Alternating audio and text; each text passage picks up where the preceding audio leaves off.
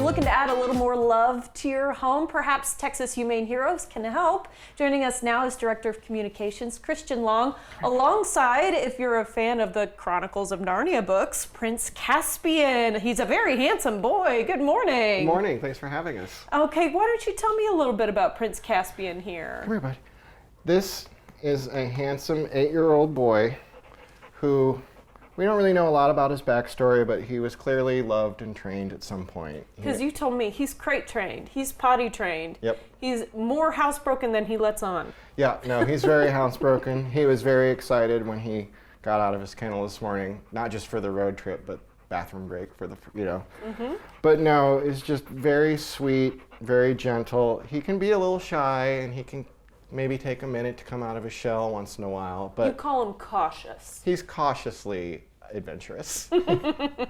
Yeah, he's not, as I was saying, exploring the world with his teeth. He's a full-grown dog, 8 years old, so yeah. He's not necessarily nosing into everything, but he likes to walk around, give things a sniff, just test things out. Yeah, he's very curious. He liked making the rounds, seeing who was in what office when we got here.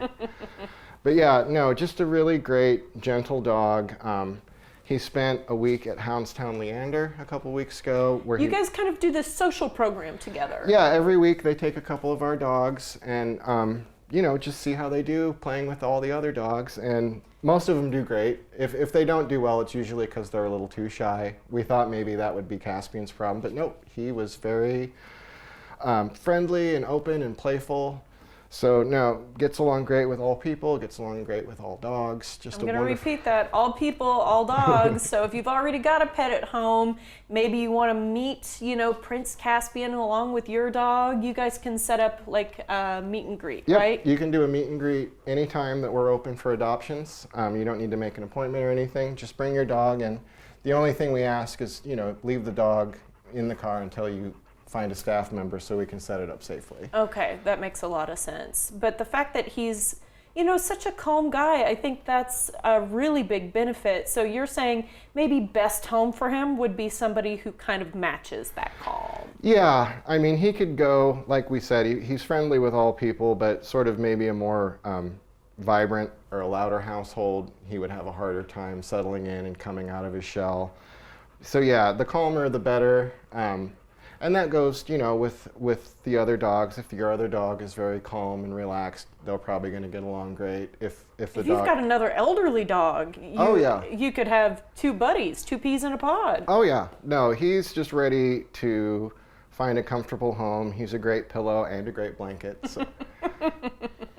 Oh, he's a sweet boy. Okay, let's talk about what's new. You guys have a whole lot going on. First of all, kennels. We were excited about this. We've been talking about it over the past couple of months. Tell me your latest update. Well, the video that I sent you guys from King Construction, the ones who are doing the building, is already out of date because they put the roof on already. Amazing. Every day I take a photo and the next day it's out of date. So yeah, it's moving within, we think, a few weeks, maybe end of August. We'll start, once the city and all them give its final okay, we'll start moving in dogs before school starts maybe. Wow, fingers crossed on that. And yeah, state of the art, much more private. There's going to be 39 kennels total. Some are a little bit bigger, so we'll have room for bonded pairs and maybe some smaller litters. And they're all going to have private indoor-outdoor access. And then what I'm really excited about it, along with all this, is we're going to be putting in all these new pathways and play yards and meet and greet rooms all up in front by all these new buildings. So totally going to transform the place, and yeah, it'll just make it a much more, it's a much cozier environment to meet and play and get to know these dogs. You guys have been kind of under this multi-year overhaul, but every piece of it looks amazing. So I'm excited to see the kennels get put into place. And it's cool too because the kennel is sort of a smaller, scaled down version of our new building. So it's just really going to look great when it's all finally put together. I'm excited. Yeah, just weeks away. Just weeks away. Okay. Kitty yoga. I was excited to see these two words together. Yes. We are teaming up with Yoga 6 in Leander, and it is a week from today, so noon to 1. And it's a fundraiser, but it's just a pay what you can fundraiser. There's no minimum or anything like that. If you have $5 in your pocket, every dollar counts. You can, yep, and there's information on how to register on our Facebook page, but yeah, you register directly with Yoga 6, and if this goes well and maybe not, if it sells out, we'll definitely be doing more of them, so there'll be more opportunities. But yeah, this is our first one. We're really excited to see how it goes. I think it's going to be precious. Oh, I would absolutely love doing yoga that way. Okay, just real quickly before we let you go in our last minute here, safety tips. It's the 4th of July this upcoming weekend.